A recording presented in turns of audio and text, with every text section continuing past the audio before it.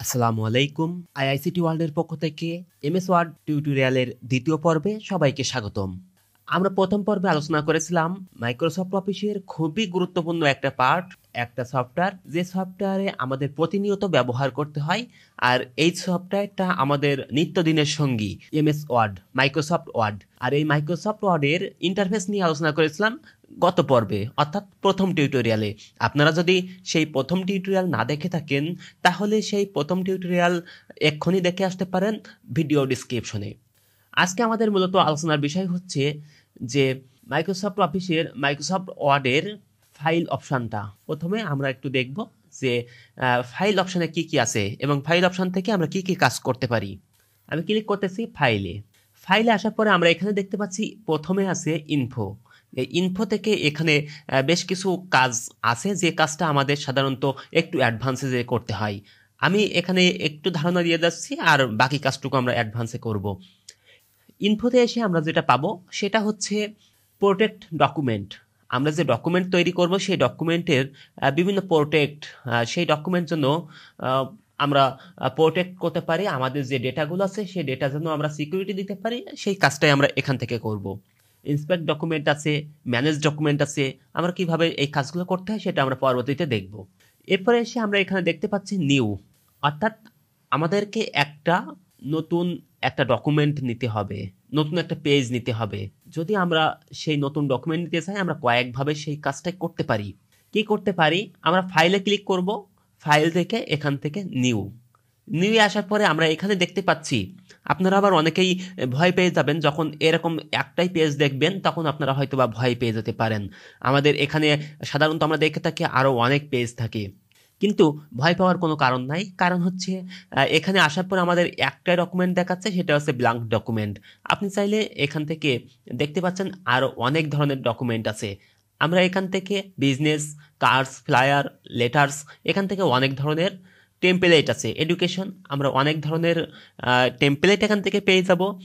যদি আমরা ক্লিক করি তাহলে সেই টেমপ্লেট আমরা দেখতে পাবো, কিন্তু প্রথমে না দেখতে পাওয়ার কারণ হচ্ছে আমরা এখানে যেহেতু ইন্টারনেটে আমরা ব্রাউজ করতেছি, আমার পিসিতে ইন্টারনেটটা কানেক্ট আছে, আর ইন্টারনেটটা কানেক্ট থাকা অবস্থায় আমাদেরকে এইরকমই দেখাবে, একটাই দেখাবে, আর বাকিগুলা এখান থেকে দেখাবে। আর যদি আমরা ইন্টারনেটটা অফ করে দিই তাহলে আমাদের এখানে বাকি টেমপ্লেটগুলাই এখানেই দেখাবে, অফলাইনেরগুলা। কিন্তু যেহেতু আমরা অনলাইনে আছি সেহেতু আমাদের এটার ভিতরে আরও অনেক টেমপ্লেট আছে ইন্টারনেট থেকে আমরা যেগুলো ব্যবহার করতে পারবো। যদি আমরা একটু দেখি যে কোন টেমপ্লেটগুলো আমরা ব্যবহার করতে পারবো, তাহলে আমরা এখান থেকে যে কোনোটা আমরা ক্লিক করতে পারি। আমি এখান থেকে এডুকেশনে ক্লিক করতেছি। এডুকেশনে ক্লিক করার পরে আমি দেখতে পাচ্ছি এখানে অনেক ধরনের টেমপ্লেট আছে। আপনার যেটা দরকার আপনি সেটা এখান থেকে তৈরি করতে পারেন। প্রথমে আমরা দেখতেছি এখানে এডুকেশনে আছে 302টা টেমপ্লেট, বিজনেস আছে 62টা, পার্সোনাল আছে 54। এইভাবে এখানে অনেক ধরনের টেমপ্লেট আছে। আপনি যেটা আপনার দরকার আপনি এখান থেকে ক্লিক করে সেটা ব্যবহার করতে পারেন। এখান থেকে প্রচুর টেমপ্লেট আছে, আপনি আপনার ইচ্ছা মতো এখান থেকে ব্যবহার করতে পারেন। আমি একটু দেখে আসি যে আসলে যদি আমরা অফলাইনে থাকি তাহলে কেমন দেখাবে। আমি একটু অফলাইন থেকে ঘুরে আসি, আমি ইন্টারনেট কানেকশনটা অফ করে দিচ্ছি। আমি একটু ব্যাকে যাচ্ছি, আবারও একটু ফাইলে আসতেছি।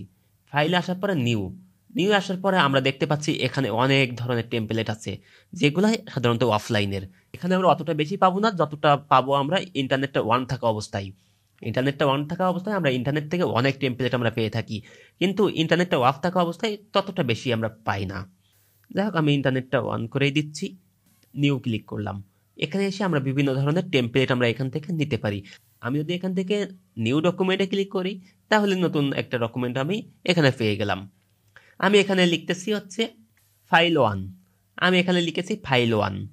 আমি একটু বড় করে দিই, ফাইল 1। এখন আমি যদি চাই যে আরেকটা, এখানে একটা ডকুমেন্ট আছে, দুইটা ডকুমেন্ট আছে। একটা হচ্ছে এখানে একটাই, কিছু নাই, একটাই আছে ফাইল 1, দুইটা ডকুমেন্ট আছে। আমাদের এই ডকুমেন্টের নামগুলা কিন্তু গত ক্লাসে আমরা বলেছিলাম যে টাইটেল বারে দেখাবে। যদি না দেখে থাকেন সেই ভিডিওটা ডিসক্রিপশনে দেখে আসতে পারেন।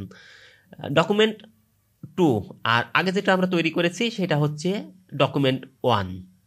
আমি যদি চাই এখান থেকে আমি কি করব, আমি এখান থেকে ফাইলে যেয়ে নিউতে ক্লিক করে আমি একটা ডকুমেন্ট তৈরি করতে পারি। যদি আমি সেখান থেকে না যাই আমি যদি কিবোর্ডের মাধ্যমে করে থাকি তাহলে আমাকে কি করতে হবে, কিবোর্ড থেকে যদি আমরা করি তাহলে আমাকে প্রেস করতে হবে Ctrl+N। এই যে ডকুমেন্ট 3, আমি এখানে আবারও লিখতেছি ফাইল 3।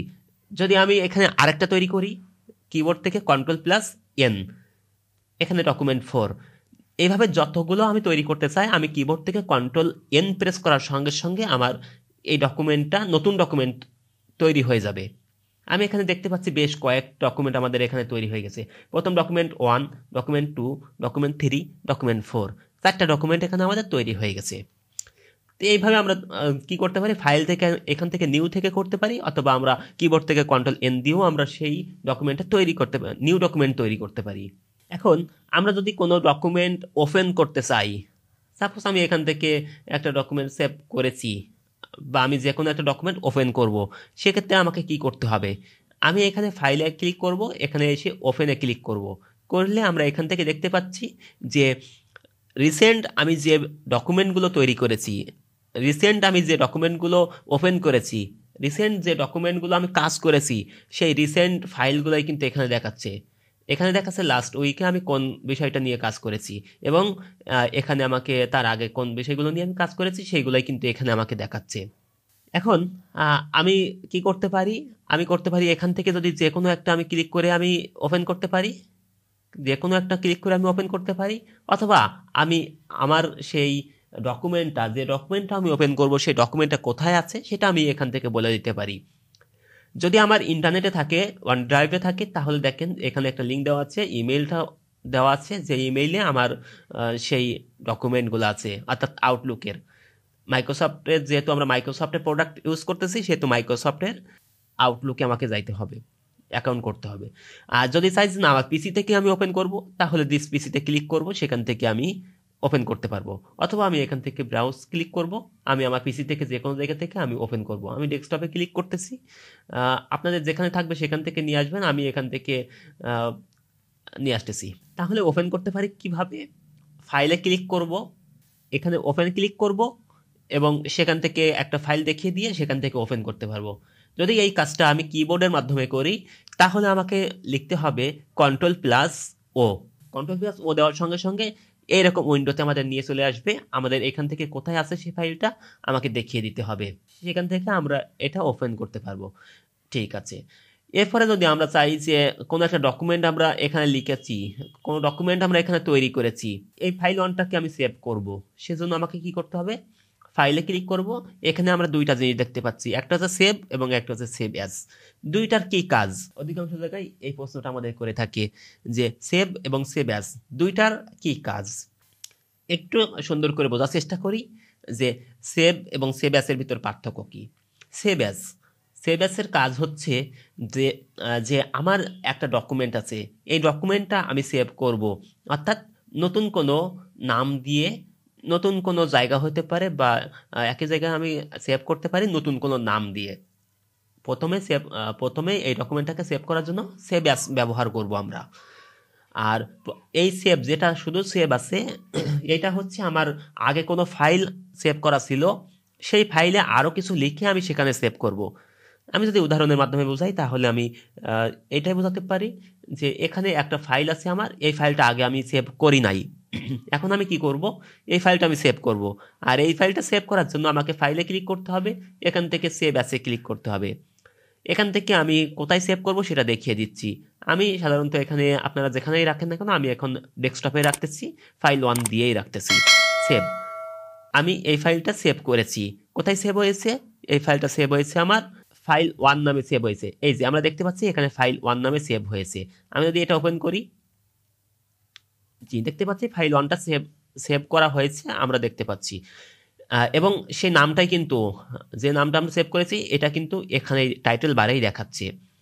আমি কি করব যে এখন এখানে আমি পরবর্তী দিন অথবা আমার পরবর্তীতে যে কোনো সময় আমার মনে হলো যে এখানে আরও কিছু লেখা দরকার, আরও কিছু ফাইল আমি এখানে লিখতেছি, আমি এখানে আরও কিছু ফাইল লিখতেছি, লিখে এখন মনে হলো আমি এটা আবার সেভ করব। তাহলে কি করব, এখানে ফাইলে ক্লিক করে কি আবার বারবার আমাকে সেভ অ্যাজ করতে হবে? না, এখন আমি এখান থেকে সেভ দিতে পারি। অথবা যদি আমরা কিবোর্ড থেকে কাজটা করি তাহলে কিবোর্ড থেকে আমি লিখব, লিখে বারে বারে বা যে কোনো সময় কাজের ফাঁকে ফাঁকে আমি কিবোর্ড থেকে Ctrl+S এ ক্লিক করব, Ctrl+S, তাহলে খুব সহজে এটা সেভ হয়ে যাবে। আমি একটু দেখি যে Ctrl+S দিয়েছি কিন্তু এটা সেভ হয়েছে কিনা, আমি একটু কেটে দিচ্ছি। জি, দেখতে পাচ্ছি আমরা পরবর্তী যেটুকু আপডেট করেছিলাম সেটুকুও কিন্তু আমাদের সেভ হয়ে গেছে। এখন এইটা যদি আবারও অন্য কোথাও আমি সেভ করতে চাই বা অন্য কোনো নাম দিয়ে সেভ করতে চাই, তাহলে ফাইলে ক্লিক করব, সেভ অ্যাসে ক্লিক করব। সেভে ক্লিক করলে কিন্তু আমার ওই নাম লেখা বা অন্য কোথাও যে আমি সেভ করব সেই অপশনগুলো আসবে না, আমাকে সেভ অ্যাসে ক্লিক করলে সেই অপশনগুলোই কিন্তু আসবে। কিবোর্ড থেকে যদি এই কাজটা করতে চাই তাহলে কিবোর্ড থেকে Ctrl+S, কিবোর্ড থেকে Ctrl+S।